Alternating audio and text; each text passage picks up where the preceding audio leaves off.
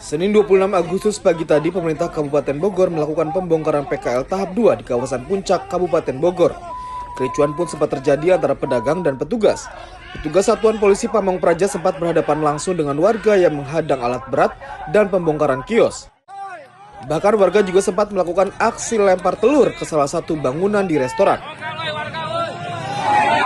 Setidaknya ada 196 bangunan liar di kawasan Puncak yang dibongkar petugas.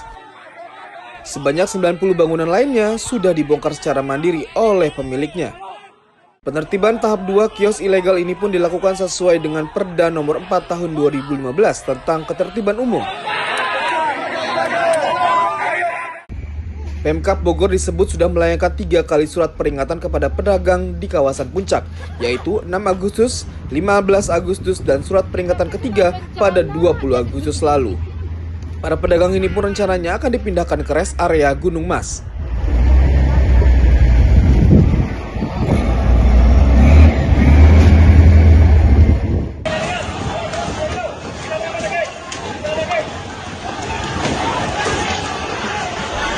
Aksi unjuk rasa di depan kantor DPRD Jawa Tengah, Kota Semarang berujung ricuh.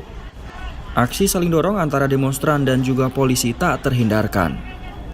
Dalam upaya pembubaran, polisi mendorong massa ke Jalan Pemuda dengan menggunakan water cannon dan menembakkan gas air mata. Aksi ini merupakan ketidakpuasan demonstran terhadap kepemimpinan Presiden Joko Widodo.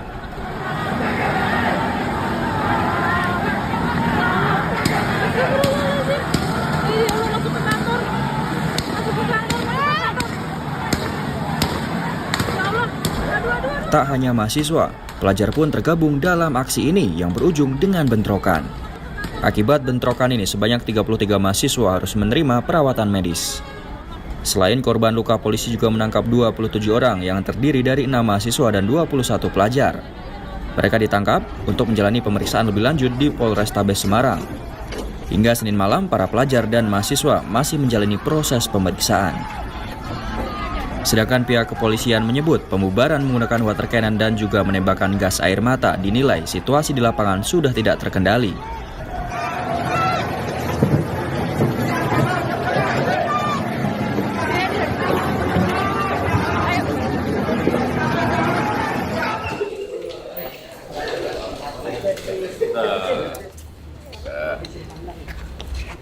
Presiden Joko Widodo mengaku masih menimbang-nimbang rencana berkantor secara permanen di Ibu Kota Nusantara, Kalimantan Timur per September.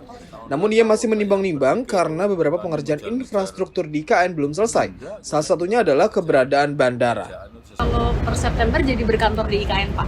September jadi berkantor di IKN, Bapak? Lihat kondisi lapangan. Karena memang banyak hal yang belum selesai, misalnya ke airport belum.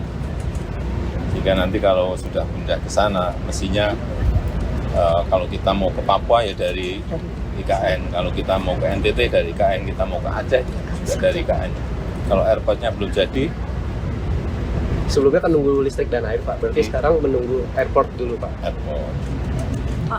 Jokowi juga tidak menyangkal saat disinggung dirinya belum berkantor di IKN karena masih menunggu aliran listrik dan air. Namun ia memastikan saat ini kepindahannya ke IKN masih mempertimbangkan kesiapan bandara.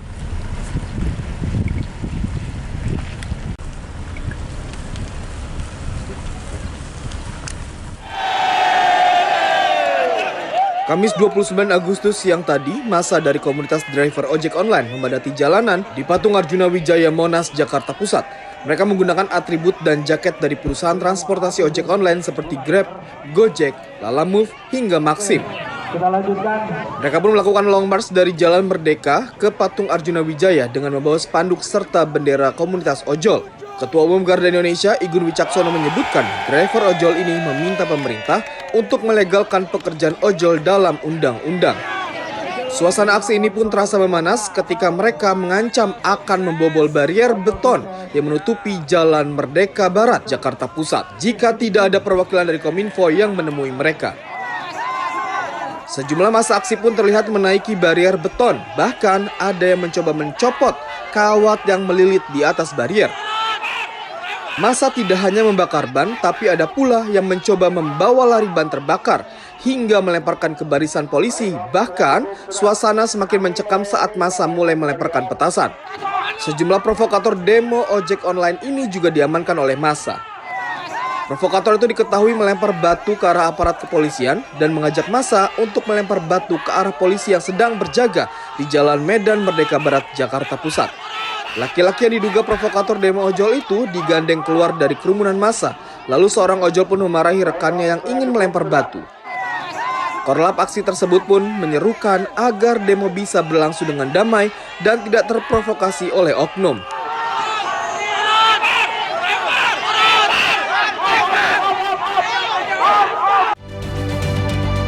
Kamis 29 Agustus kemarin, PDIP batal mengusung Anies Baswedan di Pilgub Jawa Barat 2024 dan resmi mendaftarkan pasangan JJ Wiradinata dan Ronald Surapraja ke KPU Jawa Barat. JJ merupakan kader PDIP sekaligus mantan Bupati Pangandaran 2 periode, yaitu 2016-2019 dan 2020-2024. Sementara Ronald adalah kader asli PDIP sekaligus presetter kondang. Keduanya dihadirkan secara daring, sementara kegiatan seremonial tetap digelar. Pasangan ini pun mendaftarkan diri di menit-menit akhir atau injury time jelang penutupan, yaitu pada 23.30 waktu Indonesia Barat. Sedangkan untuk penyerahan berkas keduanya dilakukan oleh Ono bersama para pengurus DPD PDIP Jawa Barat. Ketua DPD PDI Perjuangan Jawa Barat, Ono Surono, memastikan ada upaya penjegalan terhadap Anies Baswedan hingga akhirnya tidak jadi diusung maju di Pilgub Jawa Barat 2024. Oke, jadi Anies ini memang menjadi opsi bagi PD Perjuangan dan kita melakukan komunikasi dengan Pak Anies itu dari kemarin dan mengerucut itu di sore hari. Dan kenapa gagal? Kita menghadapi sebuah tantangan yang sangat besar, tangan-tangan yang tidak menyetujui Pak Anies diusung oleh PDI Perjuangan. Kita sadar betul ya, Pak Anies merupakan figur tokoh nasional dan beliau juga asli kelahiran Jawa Barat, orang Kuningan, dan beliau mempunyai track record yang sangat bagus bagaimana membangun Jakarta. Sehingga kami yakin betul bahwa Pak Anies itu adalah sosok pemimpin yang bisa menyelesaikan segala permasalahan di Jawa Barat. Tapi kekuatan yang sangat besar itu yang pada akhirnya Pak Anies tidak jadi diusung oleh PDI Perjuangan. Ini kan proses yang menjadi bagian yang tidak terpisahkan dan ini merupakan kewenangan DPR Partai. Kami di Jawa Barat tentunya sangat mempunyai keinginan Pak Anies diusung di Jawa Barat setelah beliau tidak jadi diusung di DKI. Ya, kami tidak tahu secara persis proses yang dilakukan oleh DPR Partai dan Ibu Ketua Umum, tapi kami menilai bahwa yang sudah mengerucut pada akhirnya bubar itu karena ada tangan-tangan dari luar yang tidak menghendaki Pak Anies diusung di Jawa Barat. Siapa Pak? Ya Mulyono dan geng. Ya, terus saja Mulyono. Oke, adalah yang lain? Ya. Sementara itu, juru bicara Anies Baswedan, Syahrin Hamid, memastikan jika mantan Gubernur DKI Jakarta itu tidak maju di Pilgub Jabar, serta membeberkan cerita di balik dukungan di Pilkada Jabar. Syahrin juga sempat menyebut alasan Anies tidak menerima tawaran parpol untuk maju di Pilkada Jabar karena tidak adanya permintaan dari masyarakat maupun parpol di Jawa Barat.